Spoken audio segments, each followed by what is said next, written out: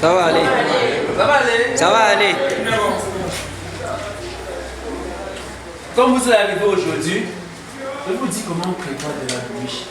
Au moins, c'est vous. Qui est là? Le soleil de l'autre là. Hein? Premièrement, pour faire de la bonne bouillie, il est question de trouver du bon maïs. Pas le maïs qu'on vend au Carrefour là, qu'on a protégé avec des produits, pour dire qu'on attend, on a pas des charançons blancs. Du bon maïs. On va écraser son maïs. On écrase. Et quand on écrase du maïs, on ne tamise pas. Quand vous tamisez, quand vous jetez là, on appelle ça les fibres. C'est ça qui est extrêmement bon pour le système de digestion. On ne tamise pas. Vous gardez votre farine de maïs à l'intérieur comme ça. Et maintenant, quand vous voulez faire votre bouillie, vous prenez vous faites bouillir de l'eau. Vous mettez l'eau au feu, vous prenez la quantité, la poudre que vous voulez, vous tournez pour fabriquer la pâte. Vous ajoutez dans votre eau. Pour des enfants, pour le rendre riche, pour ceux qui connaissent, que peut-être la poudre du soja est extrêmement riche. Pour le rendre riche, vous pouvez y augmenter une cuillerée de la poudre du soja. Parce que la poudre le soja est tellement riche comme le haricot. Parce qu'en principe, on ne mange pas du plat du haricot, on mange des portions du haricot.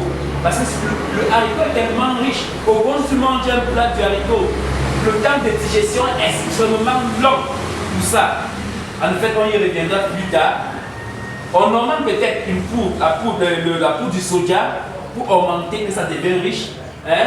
Pour les enfants peut-être de moins de 5 ans, vous pouvez y augmenter également une cuillerée de la poudre de sésame.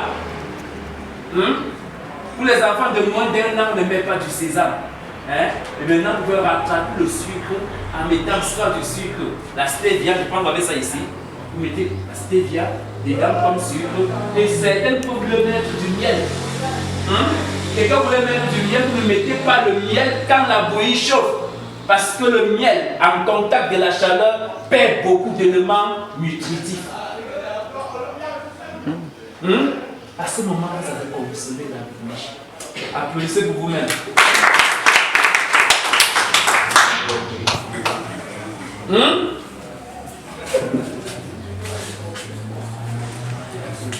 On nous a appris que quand on mange,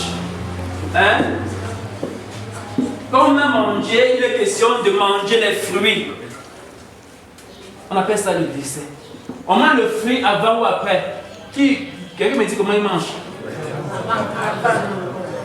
Oui, leader. Je mange le fruit avant le repas. Oui. Oui, là-bas.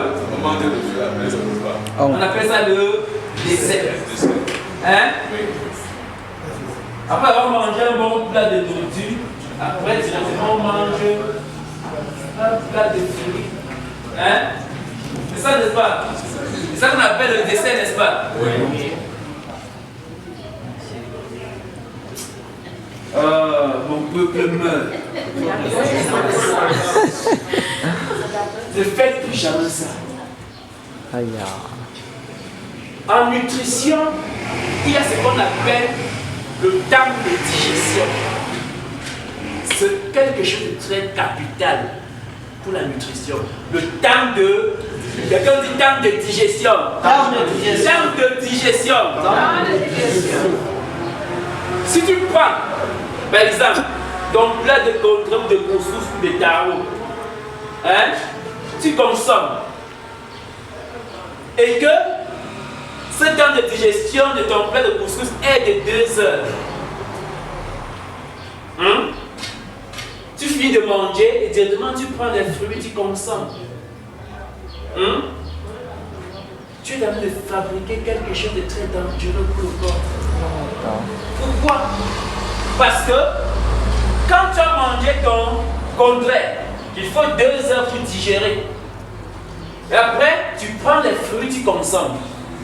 Le fruit, le temps de digestion des fruits, que ça soit la pastèque, peut-être c'est maximum 30 minutes. Maintenant, ton couscous est déjà là. Tu prends les fruits, tu mets dessus. Le contenu n'a pas encore digéré. Les fruits viennent y en manquer dessus. Après 30 minutes, le temps de digestion des fruits normal, rien ne se produit. Pourquoi? Parce que ça ne peut pas digérer. Le contenu empêche la digestion. Vous savez qu'on fabrique du vin à partir des fruits, non? Maintenant, dès lors que les 30 minutes sont passées et qu'il n'y a pas de digestion, le processus de la fermentation commence. C'est normal. Il n'y a pas possibilité de digérer. La fermentation commence. Et directement, vous pouvez constater que pour le moment, il y a beaucoup de problèmes qui doivent être posés directement suite à cela. C'est pourquoi, quand vous consommez, il est important de respecter ce qu'on appelle le temps de digestion. Avant ou après la nourriture, non. Les fruits. Mais, je consomme des fruits 30 minutes avant ta nourriture, c'est très bon. Ça d'abord digérer et après tu manges. Maintenant, si tu manges et qu'il faut consommer les fruits, si c'était une nourriture qu'il faut 2 heures, tu dois attendre au moins 2 heures avant de consommer la nourriture, avant de consommer ton fruit. Vous comprenez ça?